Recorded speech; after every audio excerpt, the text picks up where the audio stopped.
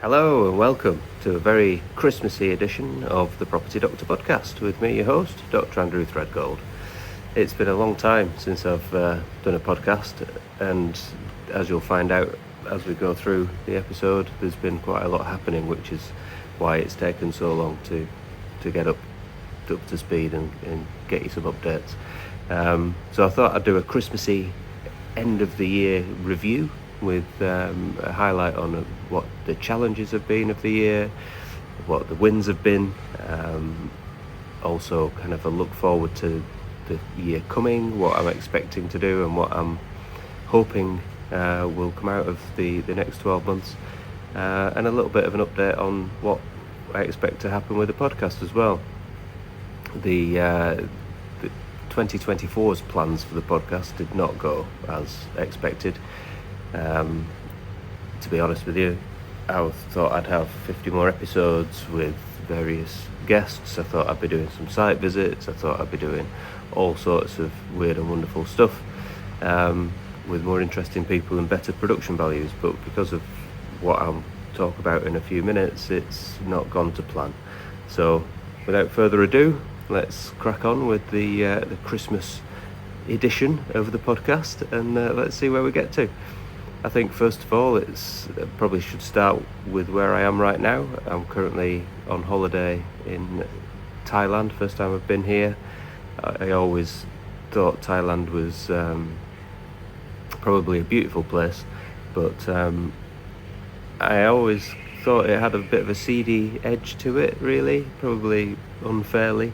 Now I've been here, I'd see the country's a wonderful, beautiful place. I'd love to come back, and to bring your family on holiday for a while is it's a great place to be. So yeah, all my preconceptions and misgivings about coming to Thailand have been completely wrong. It's a great place with wonderful people and beautiful scenery. So it's very strange it's currently Christmas Eve. I'm recording this Christmas Eve 2024. It's 33 degrees in the shade. I've got my Christmas hat on for you guys, and it's the best Christmas I think I've ever had, because I'm not particularly a Christmassy person. I've never really liked Christmas because it's cold, it's dark, everything shuts on Christmas Day and the bank holidays that follow it. You can't get anything done. Professional services disappear, and historically I've always worked over Christmas as a doctor. And I suppose that's one of the big wins that I should probably start off with, because I've been here in Thailand, Bangkok before this, for about 3 weeks. I've got another few days and then I'm going home again via Doha. So pretty much a month out of the country. Could I have done that as a GP over the busy Christmas period? Not sure I could, but having said that, yeah, I've got my wife and kids with me. They've all got jobs. Well, my wife's pretty much retired, but she still does some lecturing at the local uni. But the kids have got full-time jobs, and they've managed to get the time off. So I think we probably fool ourselves that you can't do these things when you're employed, when actually you probably can. You just might need to take some unpaid leave or make yourself unpopular. But you're only here once, right? And life's for the living. It's not for making everybody else happy all the time. You've got to have some time for yourself. But it's been a bittersweet feeling being away for such a long time, because nothing stops whilst you're away. Stuff is still going on at home, and for the first week and a half I felt so guilty about leaving my business partner Philip, who needs a big thank you actually for what he's done whilst I've been away. And also, I started off the year with a goal to leave medicine probably in 2025. I knew we were getting to the point where I could leave, and probably should have left before. But the thing about it is, leaving medicine's a bit like base jumping. Whilst you know that your business is doing all right and you can survive without medicine, you don't know if the parachute will open when you jump. I took a bit of encouragement to to let go and cut the cord, and Philip definitely enabled me to do that. So he deserves massive credit for that. I probably wouldn't have done what I did at the time without his support. So big thank you to Philip. And also, obviously, we've done an awful lot of stuff over this last 12 months. And I'm currently away, and he's holding the fort, doing my job as well as his. And it's lovely to be able to work with someone like that. It's what partnership should be about. You know, he had a decent time off with his honeymoon and his wedding, and I had held the fort at that point. So what goes around comes around, and it's a very wholesome feeling. I'm very appreciative of having found someone that works in a similar way to the way I do. I had aspirations that 2025 would be the year for me to leave, but what happened when I started working with Philip was that the pipeline of property stuff and business acquisitions, which I'd made a start on in 23, kind of started ramping up, and it got to the point where we had so much going on at the end of 2023 into early 2024, that it was really difficult for me to see that I could carry on. Now I know I needed to leave, and I know that cutting the cord was really difficult, and I was desperately clinging on by suggesting to my partners that I'd probably cut down my hours, just do some training. I could hang around and do the teaching for them, so that they could retain the registrars. In the end, surprisingly to me, they decided that they didn't want that, and I either had to stay at work and see patients, because if I wasn't seeing patients, I wasn't doing my bit. And I think there was a bit of grab and bucket mentality amongst some of the people I worked with around that decision. And ultimately that kind of helped made my mind up as well, really, because, you know, if you couldn't see the value in having 2 full-time registrars, ST3 registrars, then, which are, for those that aren't in medicine, those are the final year regis that effectively do a full-time GP workload. So if you'd rather get rid of me and 2 full-time other doctors, because I wasn't going to be seeing as many patients, it felt to me like cutting your nose off to spite your face. But my mindset is, I'm aware, is not the same as other people's. I'm much more entrepreneurially minded, and I've noticed that in the last few years of my medical career amongst my partners. That's not to say their mindset is wrong. To me it is. To them it's obviously the correct way of doing things, and that's, you know, entirely up to them. There's no hard feelings at all. Ultimately it gave me more ammunition to leave, and I'm very grateful for them to add that powder to my fire, because it's been the best decision.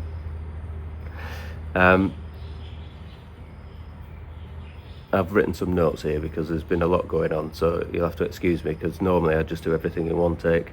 On this occasion, there's been quite a lot happening this year, so I've had to make some notes. So if you see me darting my eyes if you're watching on YouTube and you see me darting my eyes across, it's because I'm actually reading off some notes for the first time in a long time.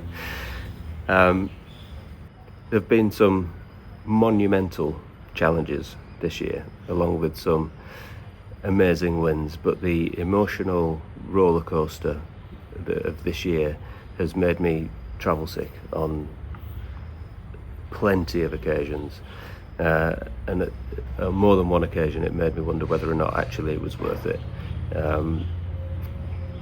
For example, we were doing a development for our second luxury disabled holiday property. The first one, Liberty Stays in Redcar, does amazingly well. It's such a worthwhile endeavour.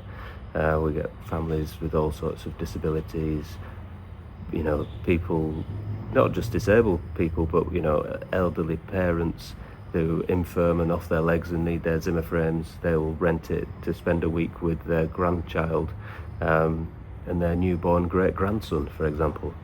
We've had families that have never been on holiday before that have been able to go and spend some time there because we've got a profiling bed and all the rest of it. It's been one of the most worthwhile things I've ever done in my career. So we set off to develop a portfolio of these disabled holiday properties, and we were a month away from finishing the second one, which was an even bigger, even better. It was a 4-bed detached bungalow. We added another story onto it. It was on half an acre of land into open countryside. It was phenomenal. And then a month before it was due to finish, it got burnt down by arson. And I was absolutely devastated. The emotions and the stress that kind of stimulated in me was something that I'd never experienced before, because you don't know whether it's personal. First of all, have you pissed somebody off? But I don't really piss anybody off. I have good working relationships. I pay my bills on time. I don't owe anybody anything in that regard. So then you start thinking, well, was it the lads that work for me, have they pissed somebody off? And then you start second guessing things, and then the neighbours are coming out, and the neighbours are wondering, why suddenly all of a sudden you've come in, started doing this development, and then the place gets burnt down. Ultimately what had happened is that the people burning it down had poured petrol at the base of the front door, which was a timber door. The wind had taken the flames up the timber door and into the eaves of the loft. And obviously we'd put another story on. It's called a hip to gable loft conversion, and the flames had gone up through there's about 15 grand's worth of insulation that all set on fire. It's not supposed to, but it does. So that's another aside. I think there's probably going to be another Grenfell at some point with all the insulation that they are making the property developers put into properties these days. But as an aside, that's just maybe I'm being a conspiracist. Anyway, so it took the full top of the building off, completely destroyed it. And then, to make matters worse, I had some plant on hire behind the property, and I'd parked my truck across the driveway to stop anybody pinching it. And they burnt the truck as well. I mean, they left the plant hire, thank God, but they burnt my old rusty pickup truck, completely torched it, which I was gutted about that as well, because I absolutely loved that truck. And then the police came. There was no evidence because it had been burning that long, and eventually the police said to me, we don't know who it is, there's no CCTV, there's no evidence, but on the site it's not unusual for certain sectors of society to find a site that they would like to put things on and burn it down so that they can then come out of the woodwork and buy it cheaper once you realise that you're not going to do your development. And it was kind of, I just thought, what is society about if that is actually the case? So we mothballed it, we waited for the insurance was playing silly buggers.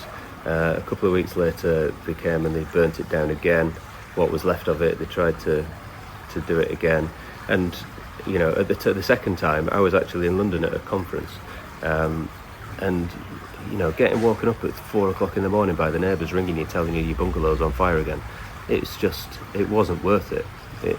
And so we took a commercial decision that really we should, the structure of the development was still up, so we'd put another story on, so we'd added value. The purchase of that bungalow took so long that the prices had risen anyway. It was on a bridging loan, and the bridge was about to run out, so we had a decision to make as to whether it was viable to extend the bridge, build it again, repair the damage, and then who's to say it's not going to get burnt down again. So we took a decision to offload it. So we put it into an auction, a modern method of auction, and within 12 hours of it being live, we had an asking price offer, or an offer that was our number, within 12 hours. So we accepted it, completed it within a month on the exit, and it turns out that the people that came out of the woodwork and offered the price we wanted, let's just say they would fit very nicely into the section of society that the police told us about. I'm going to leave that there. You can use your own mind. and join the dots. But to be honest with you, the stress that it caused and the relief of getting it sold and getting out,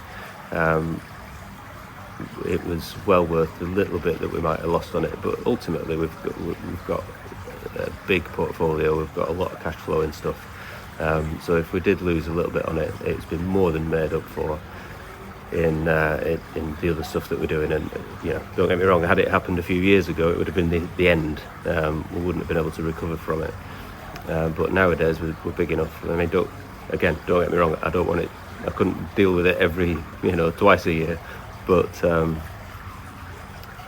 if I'm sure I've learned more in this episode than I would have learned at any other point in the last 5 or 6 years about myself, about property, about insurance, about all sorts of stuff.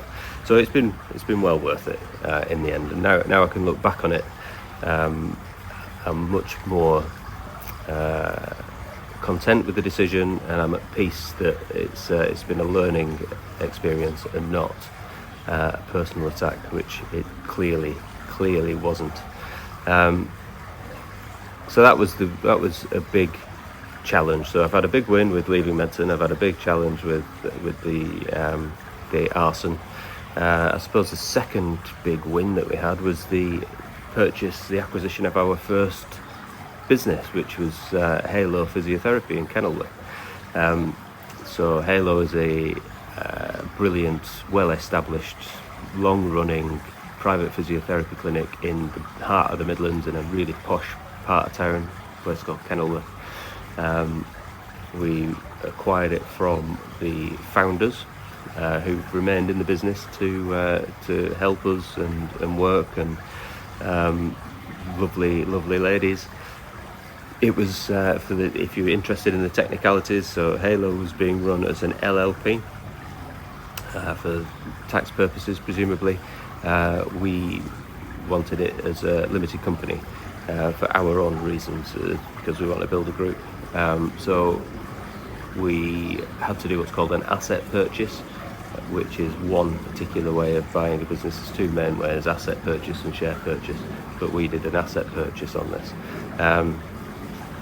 And it was relatively, now that I've done more, it was relatively plain sailing, even though at the time it felt like it had dragged on. Anyway, so Halo is part of our Coalescence Health Group, where the idea is that we're going to grow it, and we're going to acquire other similar businesses, either other physiotherapy practices or allied services within the physical health arena, whether that might be podiatry, or it might be chiropractic, or it might be ultrasound radiology or radiography, or it could be anything at all that's in health that could be allied to physio and musculoskeletal therapies. We're on the lookout, and the idea is that we're going to create a wraparound service. But I digress. So we ended up buying Halo, and the thing when you buy any new business is that when you first take over, you have to tread lightly, because it seems like when you go in and as the new owners, you've got a big neon sign above your head that says you're in danger of getting sacked. And actually, I don't know where that comes from. It's just people's natural fear, really. But you don't buy a business if the people in it haven't made the business successful. So you need to keep the people, right? Surely. Well, that's my attitude anyway. So it took quite a lot of reassurance to settle people down that we weren't making any big redundancies or anything like that. And in healthcare, the beauty of healthcare workers is they care by their profession, but the flip side of that is that compared to other corporate jobs, people might need a bit more reassurance and a bit more time to nurture their skills and their kind of frames of mind to get on board with what you're doing, and we certainly had that with the team at Halo. And I can imagine if some big corporate had come and tried to buy it and walked in and had a big corporate attitude, they would have immediately lost everybody, because being in healthcare is a very specific arena. And if you're not aware of the cultures within healthcare, because even though it's private, all the staff have been trained through the NHS at some point, and they bring with them that NHS culture. So it's an interesting thing, but the staff are all on board, and now that we've had it for 6 months or so, we've decided to start implementing some changes, and the first of those changes has been the recruitment of some additional staff. The first key member of that staff is actually a physiotherapist that's spent his career working in the Premier League, at the Premier League clubs as head of their medical departments. So he's got a background in elite sport. We've got somebody that works at Halo that also does podiatry for some Premier League teams. Between them two, plus another person that we want to bring in, we've got the nucleus of a elite sport clinic that we can run in the Midlands, and I'm so confident and so excited that this is going to be a wonderful venture, because all you need then is someone that can come in and do a bit of imaging. We're investing heavily on equipment to have the equipment that you see at Premier League clubs to measure strength and power and all the rest of it. We're bringing that in. We can do VO2 max testing, all sorts of stuff that we're introducing into the clinic, with the hope that we get the elite athletes that come to us for their rehab. Because a lot of people don't realise, if you ask Joe Public on the street, Premier League player has a knee problem and he needs his cruciate ligament repairing, everybody knows it could be a career-ending injury, so they have to go to the best surgeons. Otherwise, who knows what can happen? It could end their careers. In actual fact, the surgeon and the surgery is only a small part of how successful that will be.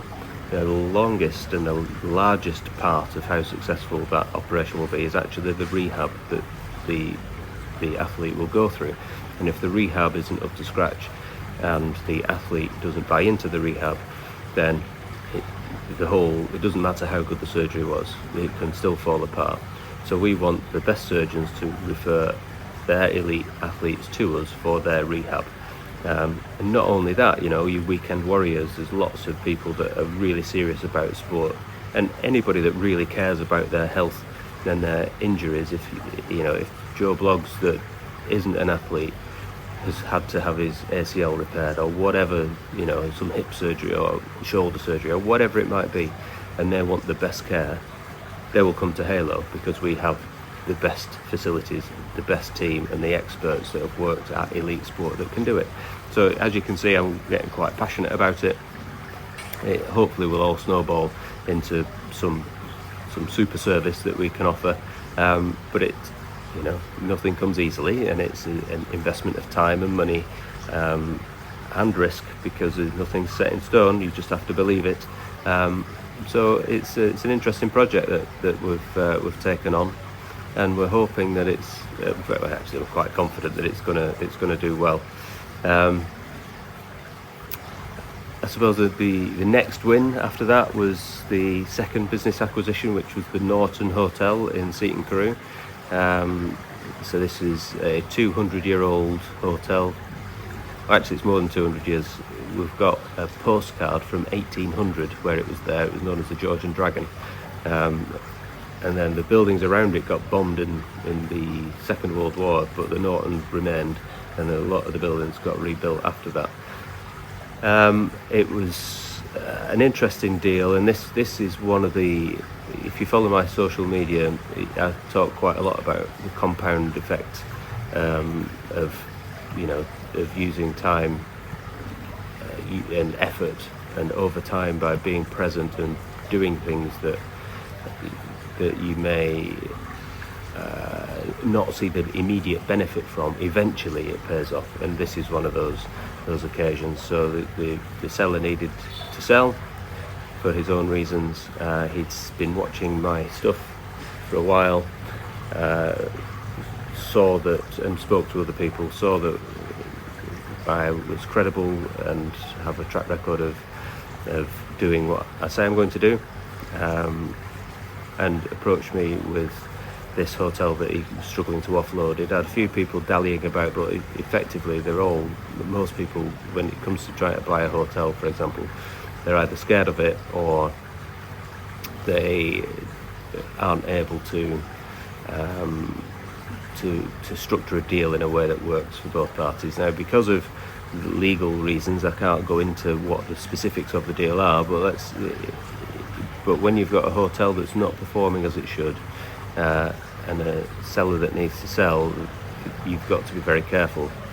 Let's just say that we've structured a deal where both parties are very happy, and we're into the hotel now. We've spent a lot of money renovating it, getting some marketing going, standardising all the rooms. I mean, when we first took it on, the beds, the mattresses were 10 years old, and when they were bought 10 years ago, they were second hand at that point, because it had been run on a shoestring. You know, it had fridges in every room, but all the fridges were different. Half of them didn't work. If a fridge didn't work, the owner would have found something on eBay or Facebook Marketplace and brought a new fridge in and left the old one in there as a side table. The furniture, the sticks of furniture, it was honestly, the cleaning was terrible. The reviews, basically, it had terrible reviews, and if you go back a few years into the reviews, you'll see that, you know, there are comments like it's Faulty Towers, you know, meets the Star Wars cafe and stuff like that. So it's it was terrible. It really was bad. But we've taken it on. We've done very well. We've spent a lot of money standardising the rooms, standardising the furniture, changing the decor, got a full cleaning team in, and the reviews have improved, and because of that the visitors have improved, the revenue has improved, and it's going great guns. So that's been a good deal. We've finished phase 1 of the renovation of the Norton now. The phase 2, we're trying to figure out when to fit it in and when would be the best time to do it. We're going to try and get some executive suites in, because there's lots of work in the area, and some companies want kind of executive level suites, like a captain's suite with 2 bedrooms and a kitchen in it and a view over the sea. And at the minute it's just a standard hotel without any restaurant facilities, so it's a self-catering thing, or, you know, basically it's quite popular at the minute. It's very popular in places like Thailand, but not so much in the UK, and we're changing that. But it's phase 1 is done. Phase 2 is to come when we pull the trigger on phase 2, which I suppose then should take me on to another challenge of the year, which was a failed acquisition. There was lots of failed business acquisitions this year. You have to kiss a lot of frogs, but the one that stands out, because I was very disappointed, was a heavy goods vehicle MOT and service station in Yorkshire, and it took forever to get to heads of terms. Heads of terms is where you've agreed the deal, all parties are kind of satisfied, and then you put it into legals, raise the money and execute. We'd done all that. We'd got to heads of terms where I was speaking to the banks and the lenders. The solicitor was on board. He'd done all the share purchase documentation, and then all of a sudden the seller, who I thought I had a good relationship with, disappeared off the radar for a couple of months, and eventually he came back and said, oh yeah, sorry, I've been away. By the way, it looks like I'm now out of my exclusivity period, and as luck would have it, I've just had an offer come through that's miles better than the offer that I'd agreed with you, so I'm going to go with that one. And he just cut us dead, basically. It was quite obvious that he'd had an offer during his exclusivity period that we could never prove, and he basically just put his head in the sand until the exclusivity period ended, and then came out the other side rather than just even having a conversation about it. So probably a bullet dodged when you think of it, but I was absolutely gutted, because I was so looking forward to getting that deal done and over the line, and it was a cracker really. I was well bought into that. But as the old saying goes, if you're not earning, you're learning. That's what they say, isn't it? I'm going to take this off because I'm getting rather sweaty, and you might notice I'm bald. But that's I had a thing with my family. I always said that once I started receding to a certain point, I would shave the lot off, and I have. I quite like it. My mum doesn't like it. She's the biggest fan of the channel. She's not impressed at all. Another win then. Okay, so the next win I suppose was the portfolio purchase, which was 30 properties or 28, I forget now, properties that we bought from another distressed landlord. So this is a landlord that has had a lot of houses, and when you've got that many mortgages, if some of them become empty or they don't put the rents up in line with the mortgage payments as they rise, then you end up in trouble. And that's exactly what happened to this guy. His portfolio was losing tens of thousands of pounds a month, and he needed to offload. So this is somebody that had been watching what I'd been doing, and approached me and said, can you think of a way to do this? So we took a lump of the properties from him, and we thought that was amazing. We paid pennies in the pound for about 2.5-3 million quid worth of property. So you think you're Billy Big Bollocks, don't you? And you should be riding off into the sunset. What you don't realise is that when you buy a couple of dozen of anything, there's some absolute dogs in there, and in order to realise the profit in this deal, we're having to work for it. And by that I mean there's some that are empty, so if a property is empty, it's a liability. There are some that there are a lot where the rent hasn't gone up in 10 years, so you're having to have difficult conversations with the tenants. We've got some where there's maintenance problems, that because the previous landlord was losing money, didn't have the money to renovate or maintain the properties, so there's some of that needs doing, and altogether across such a vast number of properties that you buy in one lump, it's quite a big challenge. So it's work, it really is work, but it's we bought at the right price, so there's it's not a bad deal. No matter which way you slice it, it's good. What I would say to anybody else buying portfolios is that don't dilly and dally with them. You've got to make decisions about these units very quickly. Time passes, and if you don't have the workforce lined up, if you don't have a large amount of staff that can do multiple jobs at once, then you really need to be really ruthless about what you're keeping and what you're not.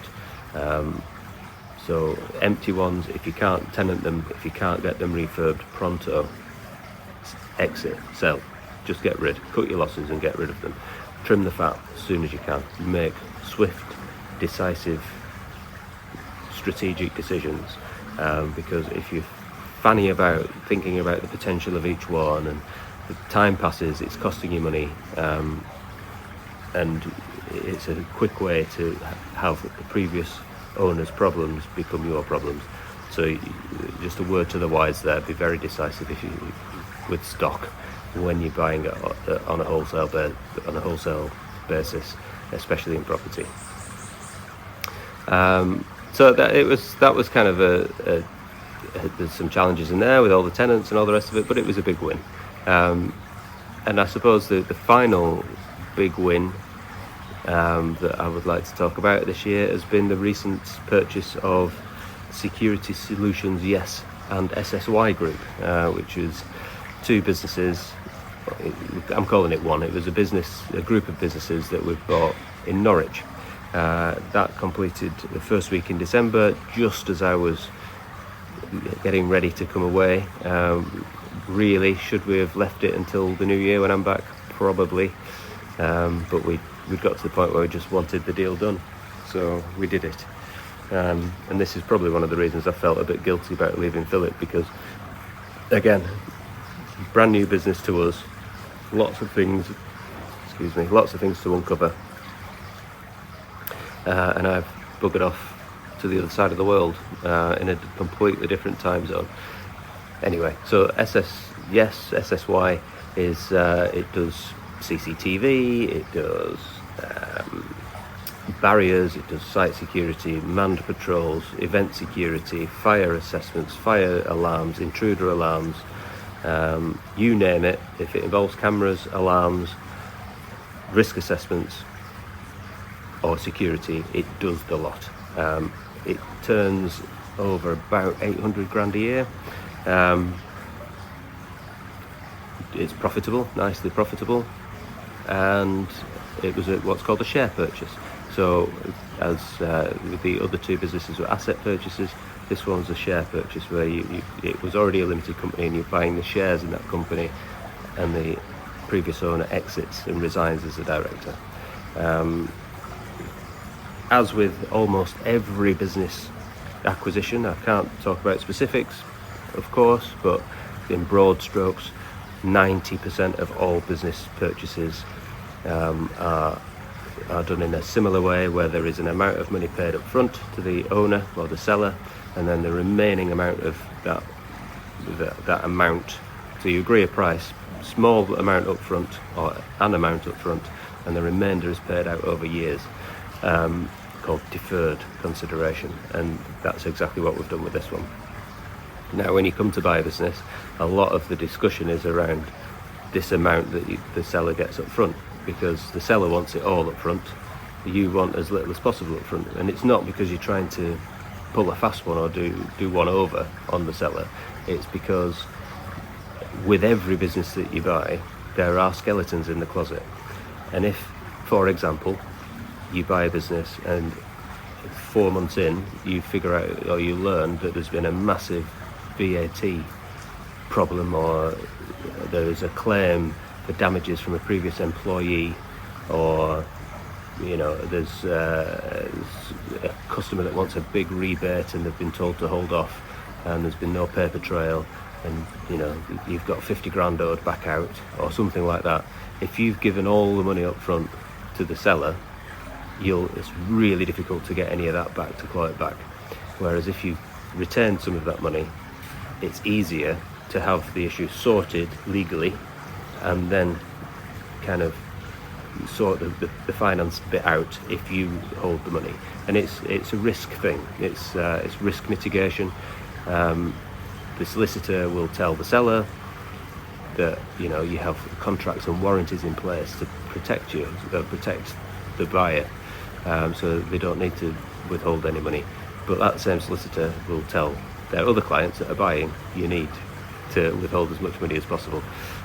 Ultimately, the solicitors write contracts. The contracts have words which can be interpreted in lots of different ways, and because of that, the cost of trying to claw back money through a warranty claim, for example, is astronomical. So a lot of these warranties aren't really worth the paper they're written on, and the way to do it is ultimately to have as much payment deferred as possible.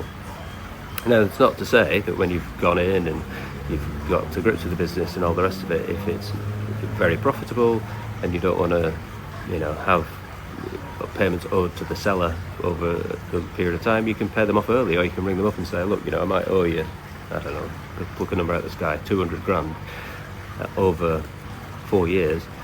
What if I give you 175 grand today and end it 3 years early? You can do all sorts of stuff, but that's the reason that a lot of these deals are structured this way. And even private equity, when they buy massive businesses, I think Asda was recently purchased, very similar, buy them with very little money up front and the rest is deferred. Now, the beauty of deferred payments is that if you can make the business profitable, or more profitable than it is, then the increased profits can pay off that money. That's brilliant. Ultimately they're called leverage buyouts because of that. But part of the leverage in a leverage buyout is where you finance something within the company to give you the upfront payment too. And with SSY, we went round the houses a number of times with various things to sort financing out for this initial consideration. And it was really difficult actually for lots of different reasons. Even something as daft as the bank has decided their computer, when you put your application in, the bank's algorithm says, well, we've got enough money lent out in that sector, so we're not going to lend any more. Well, it doesn't matter how good the business is, they just won't lend to you in that case.